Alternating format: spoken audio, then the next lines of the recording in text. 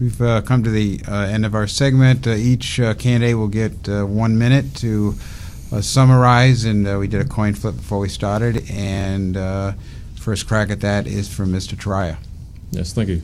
First off, again, this is a fantastic format. It gets exposure and everyone gets to participate instead of one night of the week where people have to take time out of their day or away from their families.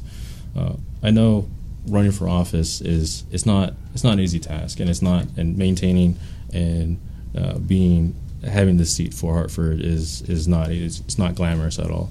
I mentioned to my dad when I first started and filed the paperwork, and he's like, "Why would you want to do that?" And first, it's the reputation. Being a politician initially is not the greatest. The pay is not there. There's no fame unless you do something ridiculous. So it's like why even go for that route? And it taps into I want to continue helping out. I'm not a multi-millionaire, I'm not a billionaire, otherwise I would have been a fantastic philanthropist. But since there's such a large budget with government and the money's revenues there, I feel like there's an opportunity to be able to help out and allocate the funds and resources and be there.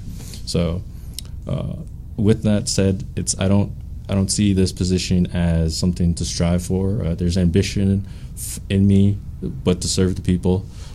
It's not about the money. I made a commitment to give the state salary back to the schools within our district, and so it's not about fame. I'm not trying to go and do anything crazy or go viral or whatever.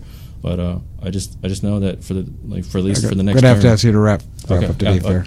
But at least for the next term, for the next 2 years, just try something different. Thank you. Thank you. Representative Ryan. Again, I thank you for this forum to be able to come out and speak with the folks. I want to stay committed to what I have been doing for the last number of years. I provided my services to my community. I've been involved in the community for as long as I can remember at various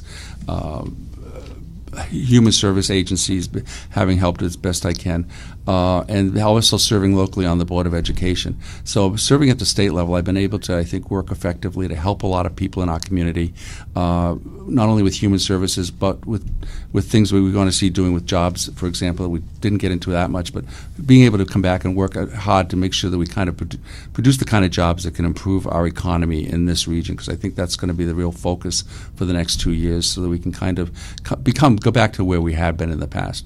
We're looking forward to seeing what EB is going to be able to do to this region to help our economy and to help jobs. And I want to continue to work and do the kind of constituent work I've done. We've talked about the broad issues, but a big part of the job is really working with folks when they have particular needs in government, being able to access government agencies that they need, to get the services that they need. And that's always been really rewarding to be able to do that. Thank you. Thank you. That concludes today's discussion. We thank our candidates for participating, and again, we urge everyone to vote on November 8th. Thank you.